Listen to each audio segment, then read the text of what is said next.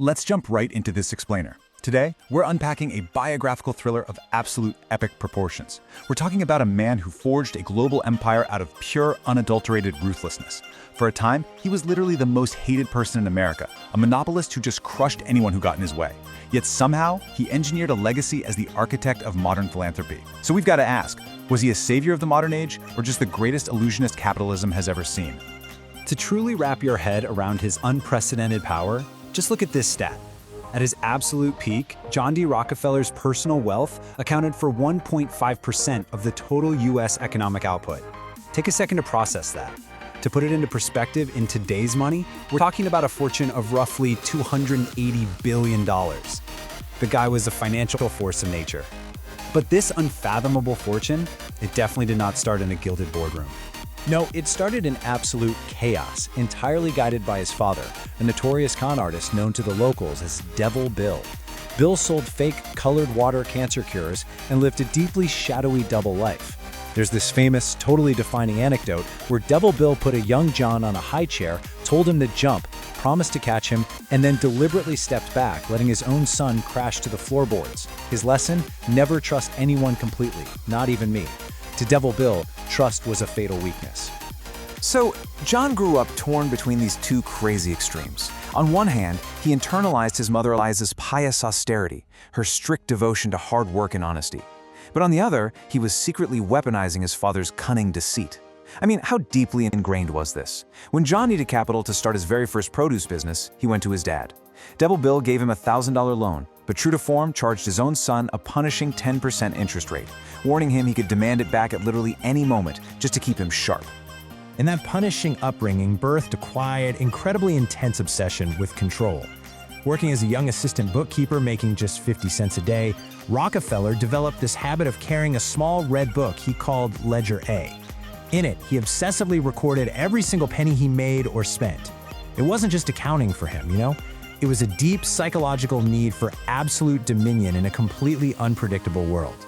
This exact Ledger A mindset would ultimately become the origin story for the modern corporate balance sheet, a system he was about to unleash on the incredibly messy new industry of oil. When the Pennsylvania oil strike hit, refining was a dangerous, chaotic gamble. Against the frantic advice of his cautious older partner, who really wanted to stick to safe commodities, John went all in on oil refining in Cleveland. He actually forced a dramatic showdown, buying out his main partner for an astronomical $72,500 at auction. He didn't just want a piece of the pie, he wanted the whole thing.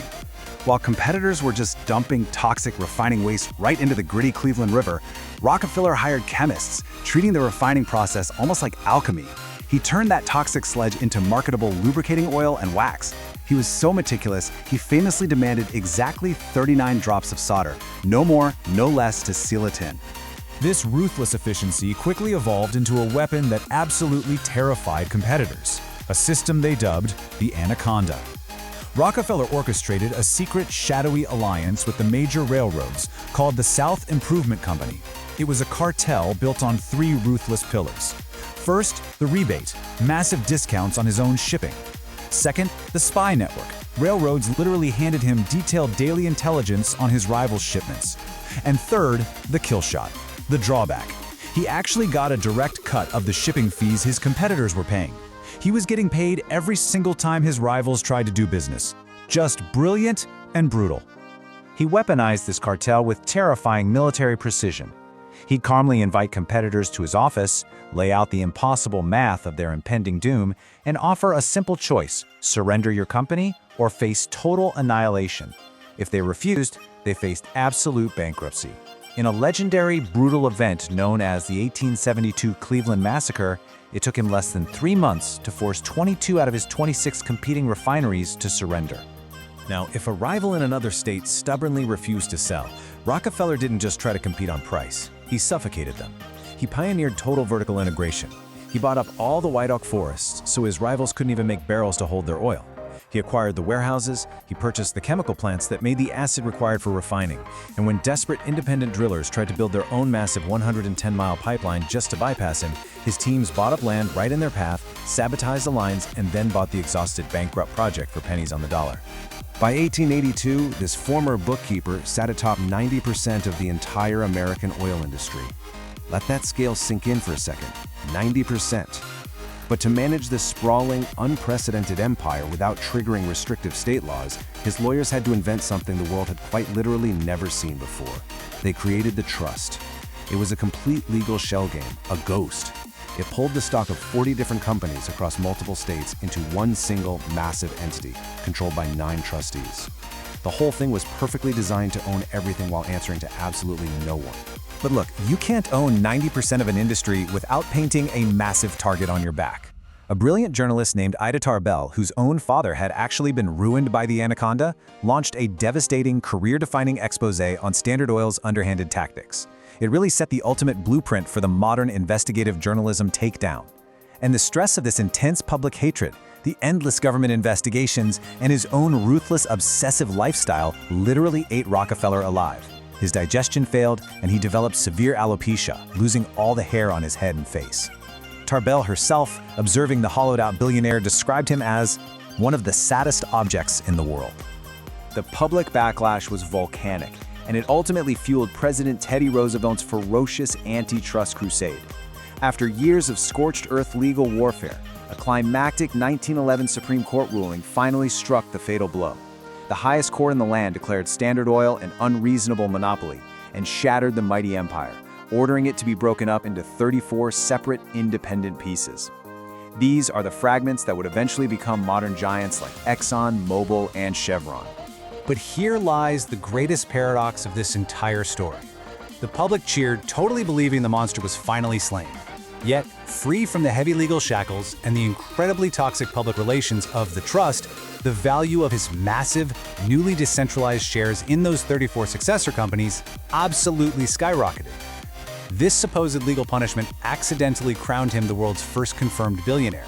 Talk about a plot twist, right? Facing his own mortality, his failing health, and now armed with more money than any human in history, he launched a massive philanthropic pivot. Was it to save the world? Or maybe to save his own soul? Who knows? But he founded the University of Chicago. He established the Rockefeller Foundation in 1913. He completely shifted his relentless focus from crushing rivals to crushing diseases, funding pioneering medical research that completely eradicated hookworm and yellow fever. He even seeded agricultural advancements that sparked the global green revolution. His money literally saved up to 1 billion lives across the globe. Yet there is a final, masterful twist to his Ledger A mindset. Despite reaching a peak net worth of nearly $900 million, which again was over 1% of the entire US economy at the time, when he passed away in 1937, his personal, taxable estate was evaluated at only $26 million. So how exactly does a billionaire's unprecedented fortune practically vanish on paper like the ultimate heist reveal, while his family somehow remains one of the wealthiest in the world? He pulled off this disappearing act through what wealth managers today call the Rockefeller waterfall. He and his successors built this brilliant, intricate legal architecture. They pioneered the centralized family office to manage everything behind the scenes. They established Dynasty trusts, both revocable and irrevocable, that skip probate entirely and lock in assets against creditors and lawsuits. And then they layered this with tax-exempt permanent life insurance policies to indefinitely postpone taxes from one generation to the next. It's a self-replenishing financial machine that not only secures the family's incredible $10.3 billion legacy even today, but literally became the exact blueprint for how modern billionaires protect their wealth. Which brings us to the end of this explainer and leaves us with one seriously lingering historical question. When we look back at John D. Rockefeller, a man who built an absolute empire on the graves of his competitors, yet simultaneously became the transformative architect of modern philanthropy, we have to ask ourselves, was this unprecedented charity an act of genuine conscience and moral awakening, or was it just a masterclass in buying a legacy? The final brilliant con of a man who figured out how to master the entire system.